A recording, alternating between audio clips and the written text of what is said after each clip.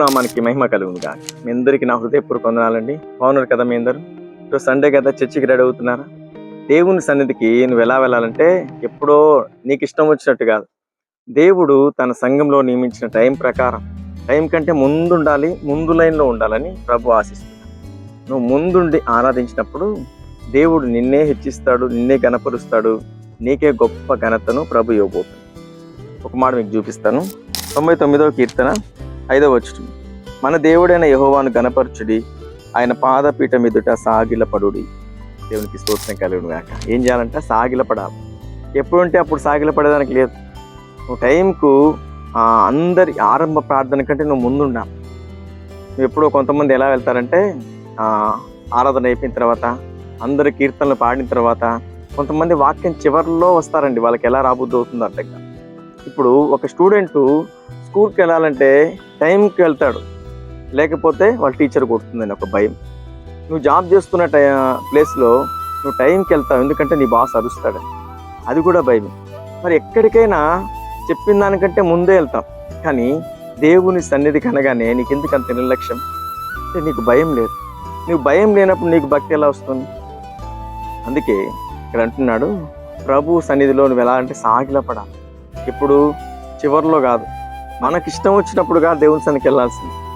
మనం అక్కడ నియమించిన టైం, నీ సంఘంలో ఏ టైం అయితే నియమించాడో నీవు ఆరాధిస్తున్న ఆ సంఘంలో ఆ టైం కంటే ముందు ఉండాలి.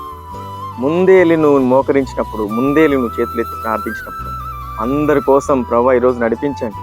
ఈరోజు నిన్ను ఆరాధించుటకు నీ బిడ్డలందరినీ క్షేమంగా నడిపి ఆరాధించే భాగ్యం ప్రతి వారికి దయచి, రక్షణ లేని వారికి రక్షణ అనుగ్రహించని నీ ప్రార్థన, నీ మోకరింపు, నువ్వు సాగిలపడేది ప్రభు చూస్తావు.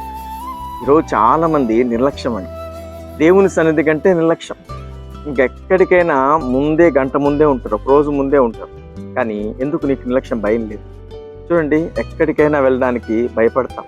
మరి నీ యజమానుడికి, ప్రభు అయిన యేసుక్రీస్తుకి, సర్వాధికారికైన ప్రభు అయిన యేసుక్రీస్తుకు నువ్వు భయపడవా? భయం లేనప్పుడు నీకెలా భక్తి వస్తుంది? భక్తి రాదు, ఆశీర్వాదం రాదు, క్షేమం రాదు. ఏముంటుందంటే నువ్వు వెళ్ళినా కూడా ఫలితం ఉండదు. ఈరోజు ప్రభు నీతోనే మాట్లాడుతున్నాడు.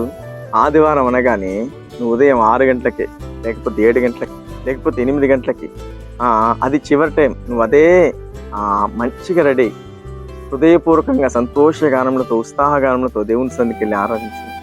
నీ కుటుంబంలో శాపం ప్రభు దీవెనగా మారుస్తాడు.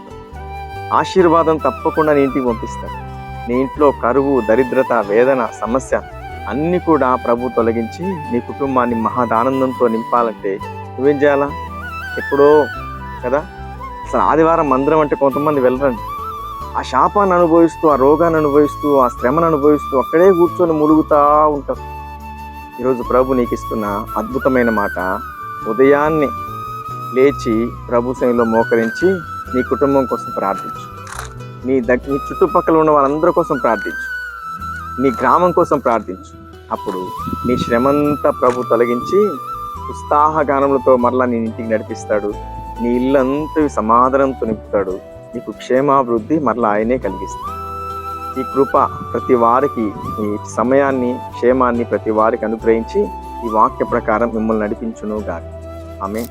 మీ అందరి కోసం ఒక చిన్న ప్రార్థన చేస్తాం. మహాపరిశుద్ధుడా, సర్వోన్నతుడా, నీకు స్తోత్రం.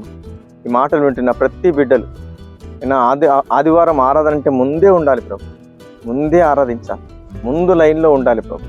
ఎప్పుడో వారికి ఇష్టం వచ్చినట్టుగా నిర్లక్ష్యంగా వచ్చేవారికి, మరి ఏం వెళ్దామని వచ్చేవారికి, మరి వచ్చి అంటున్నట్టుగా ఉండేవారికి ఒక భయం కలిగించునే నీ భక్తి మార్గంలో నడిపించు ప్రభు. ఆరాధించే భాగ్యం ప్రతి వారికి దయచేసి ప్రతి వారిని దీవించమని, ఘనపరచమని యేసు నామములో ప్రార్థిస్తున్నాం పరమ తండ్రి. ఆమేన్. వీడియో చూసిన ప్రతి ఒక్కరిని ప్రభు దీవించి ఆశీర్వదించి అన్ని విషయాల్లో ముందుండే కృప ప్రతి వారికి ప్రభు దయచేయును గాక. ఆమేన్.